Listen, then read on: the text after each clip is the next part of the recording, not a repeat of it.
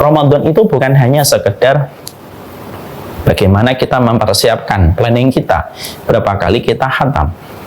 Ramadan itu bukan hanya sekedar mempersiapkan bagaimana tarawih kita dan bagaimana kita berencana untuk menghabiskan itikafnya ada di mana. Tetapi yang paling penting ketika kita mempersiapkan Ramadan, tentunya kita persiapkan ilmunya, kita persiapkan fikihnya, kita mempersiapkan planningnya dengan seluruh ketaatan yang kita betul-betul berikan komitmennya, tekad kita, semangat kita.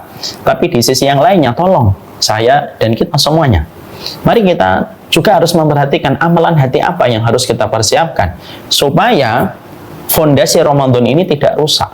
Bahwasanya Ramadan bukan hanya sekedar perut kita yang kosong, Ramadan bukan hanya sekedar lambung kita yang kosong, tapi Ramadan itu harusnya menjadikan kita juga mempersiapkan hati kita.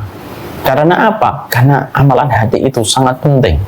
Dan tidak ada satu organ tubuh yang paling Allah soroti setiap waktunya kecuali adalah tentang hati kita.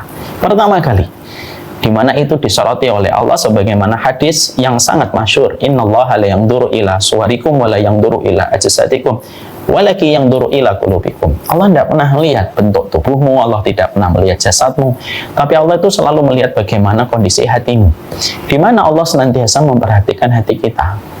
Makanya kita berikan judul kajian kita adalah Ramadannya hati. Kenapa?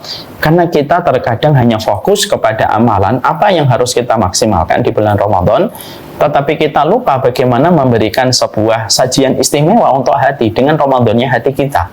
Padahal tadi kita sudah belajar dan kita sudah sama-sama merenung ketika melewati sebuah riwayat yang disampaikan oleh Nabi dalam riwayatnya Abu Hurairah. Setinggi apapun jihad, setinggi apapun kamu mencari ilmu, setinggi apapun kamu berdakwah, menghafalkan Al-Quran dan bersedekah, itu menjadi musnah, tidak tersisa. Sebagaimana tanah yang kering di atas batu ketika ditiup oleh angin yang kencang, tidak tersisa. Yaitu ketika tidak kita persiapkan hati kita. Inilah pentingnya kita untuk memahami Ramadan bukan hanya sekedar urusan tarawih, tapi Ramadan adalah mempersiapkan amalan hati supaya komponennya itu pas antara ibadah dohir yang disebut dengan amalan Ramadan lalu bergabung dengan amalan hati yang harus selaras. Kalau amalan dohir dengan amalan hati itu sudah selaras, tidak ada tempat bagimu, tidak ada tempat bagi saya, kecuali adalah mendapatkan rahmat dan mendapatkan ampunan.